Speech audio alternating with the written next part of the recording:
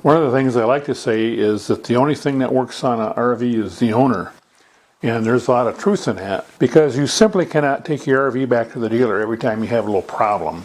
It's far better to learn how to fix a few things within reason, within your skill level, than it is to have to take the thing back each time you have a little problem and wait 3 months in some cases in the summertime, and then maybe even find out that they didn't even fix it right.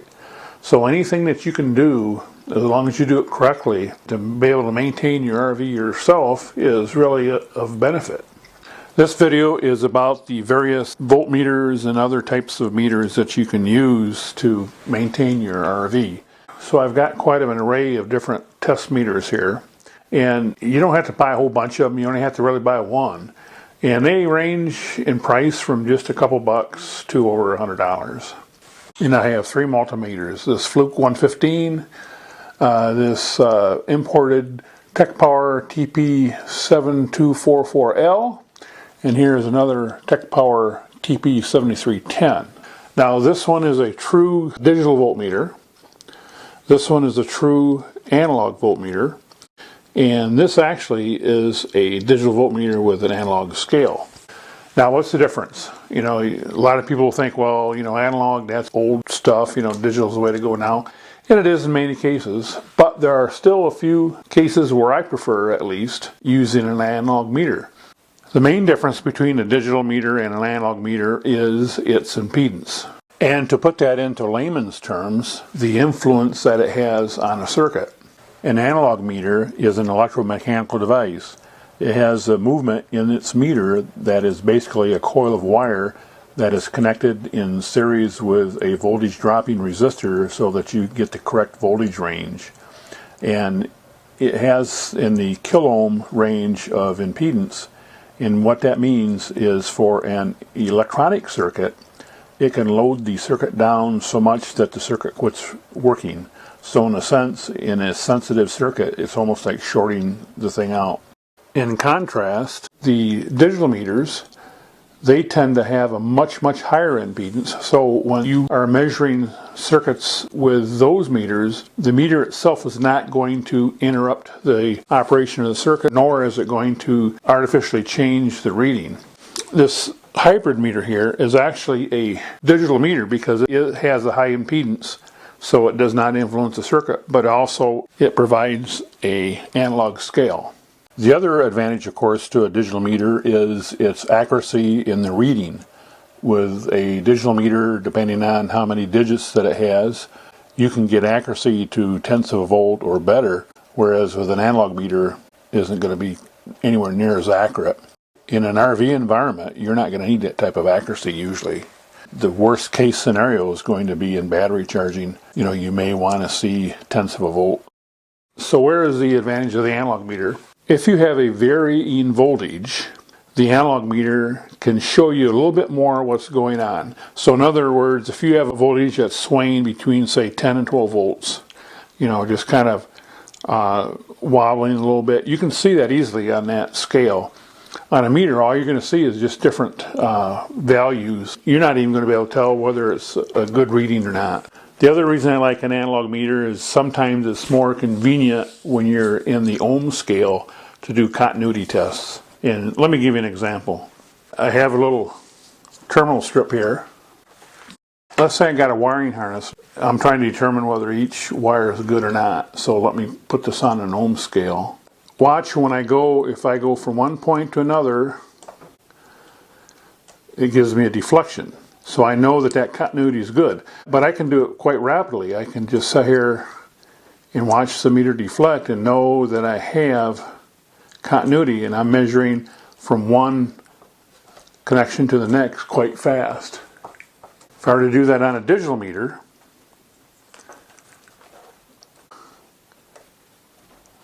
it takes much longer for me to see a result. In fact, a lot of the cheaper ones take longer than this. Now, fortunately, a lot of meters have another option these days, which is a sound option. And I'll put it to that mode. And as soon as you hear you can go on to the next. So if you go with a digital meter, I would highly recommend getting one that has a audio alarm on the ohm scale. And a lot of them do today. Even this analog one does, believe it or not. One advantage, though, of the more expensive digital meters is sometimes they'll have a bar graph that will allow you to see a varying voltage just like the analog meters would. The main difference between a meter like this that's over $100 and a meter like this, which is $25, is how long they will last and the ruggedness. This is a professional quality meter. Flute is a fairly good company, where these are just made in China. This is another style multimeter, again made in China, and this is a pencil type. So if we were to do the same type of thing with this one, the same thing. And so really the only difference is the form factor. So this one might actually be better in an RV because it is a little bit smaller. And you can turn the knob on this and you can retract the lead so you're not poking yourself. So whether you go with something like this or more of a traditional style case, it's just a matter of personal preference.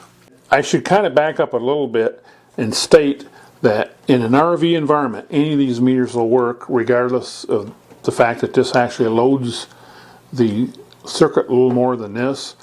In an RV, when you're dealing with primary DC from a battery, it doesn't matter. The only time this will be an advantage is if you were to work on electronic circuits. Okay, now the last two are actually ammeters. Clamp ammeters is what they're called. And they both have the ability to measure voltage by hooking a set of leads up to here. So this one and this one both, their primary purpose is an ammeter, but they all have a ohm scale and a volt scale by using a set of test leads. Now in an RV environment, your main focus is going to be measuring DC current. And these will both do DC current as well as AC current. However, not all these meters will do DC, so if you're going to get a meter to measure current in an RV, you want one that'll do DC plus AC. And the way these work is when you have a circuit you want to test, you take one of the wires and you just loop it around that, and the jaws have to be closed and it'll measure the current going through the wire. Now these are not quite as accurate as a normal ammeter, but you know, they do get you in the ballpark. And what's actually happening is anytime you run current through a wire, it will set up a magnetic field. This is actually measuring the magnetic field. Now the other thing that must be noted is that when you're measuring something, if you have both wires like this and you had positive, negative both, if you put the meter around them, you're not going to see anything. You have to measure just one or the other. Okay? Now the main difference between these is this has a range of a 40 amp range and a 400 amp range, so this works best for larger currents. This one is known as a milliamp meter, and this only has, I think, just a few amp maximum. This one actually is better for RVs, I think, because one of the things you'll want to measure with this is a parasitic load. And what I mean by parasitic load is something that is draining your battery. This just does not go down far enough where this one will.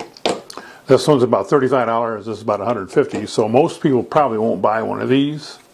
But if it's within your budget, I would buy this over this if it was for the RV, because this not only will measure current, it can also measure voltage. Now if you wanted to measure 120 volts, you can buy an adapter such as this, and you plug this into the wall, and when you hook it to that, then you're going to measure the amount of current going through the outlet. And what actually happens is one wire goes this way and the other wire goes this way, so it actually does split the wires. Now, it will not work with this one because these jaws are too small. You cannot measure current on these things unless the jaws are completely closed. So this will not work with that. So we're just going to do a little demonstration here. What I have is a 12 volt power supply, and I have a dimmer hooked up to a 12 volt strip light. This actually is another project I'm working on that you'll see one of these days in a video, but for now it just gives me a convenient way to show you how these things work. And with this dimmer I can turn for full brightness and for everything off. Now, let's say you have a battery that's draining and you don't know why, and you go inside your RV. Let's say you got this hooked up to your RV, and you go in your RV and you say, man, everything's off, and you see this says off and you got this turned off. Well, you can take this meter and you can clamp it on this wire, and you can see that I've got a few milliamps worth of current here. I've got 30 milliamps. Even when this is all the way off, there's 30 milliamps of current that is being consumed by this, even though it's supposedly off. And as you can see, when I crank it up here, it's measuring about 800 milliamps, almost 1 amp of current that's going through this.